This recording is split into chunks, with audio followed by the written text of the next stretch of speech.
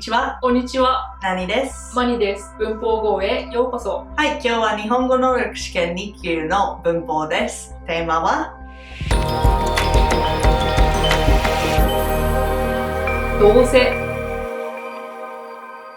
何の教科書にどうせが載ってなかったと思うけど、マニはいつも使ってるから、なんで何は使ってないけどマニはいつも使ってる。そうだね、確かに何がどうせって使ってるのを聞いたことがないんだよ。正直なんかニュアンスわかんないから。あ、そっかそっか。どうせは必ずネガティブな時にしか使わないんだけど、なんかそのどうせは必ず何かをネガティブなことを予想する時に使うから、どうせ何々だろうとか、どうせ何々でしょうで使うので、例えばだけど、明日勉強しようと思ってるんだよねって、何が明日は絶対日本語の勉強しようと思ってるんだって言って、でマニが何が言ったとする。でマニが、いやどうせ一日中テレビゲームして遊ぶんでしょ。実は隠されてる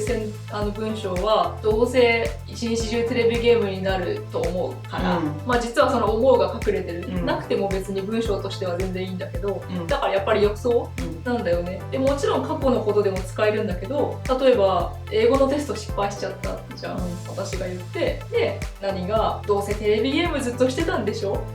みたいな感じで過去形でも使える。そっか。ただまあ教科書に載せない意味もわかる気がするんだけど、実はこれすごいなんていうのかな、ものすごい否定的な感じ、ものすごいちょっとネガティブバイブが出る言葉だから、なんかちょっと怒ってる時使う。例えばマニは先週の誕生日パーティー行かなくてごめんね。でナニはどうせずっと一日中彼氏とチューしたでしょ。あ、そうだねそうだね。だからなんかがっかりしてる時、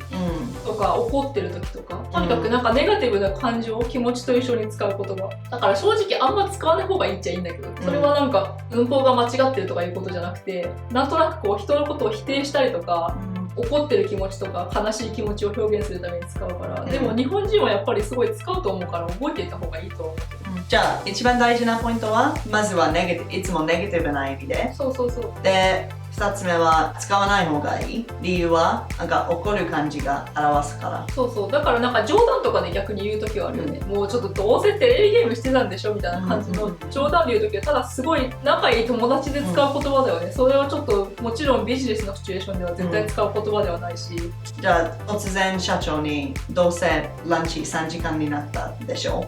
それはもう辞める時だよね、多分会社を、それぐらい怒ってるんだ。なるほど。どうせ一日中テレビゲームばっかりしてたんでしょ。明日もどうせ仕事でしょ。どうせ勉強しなかったんでしょ。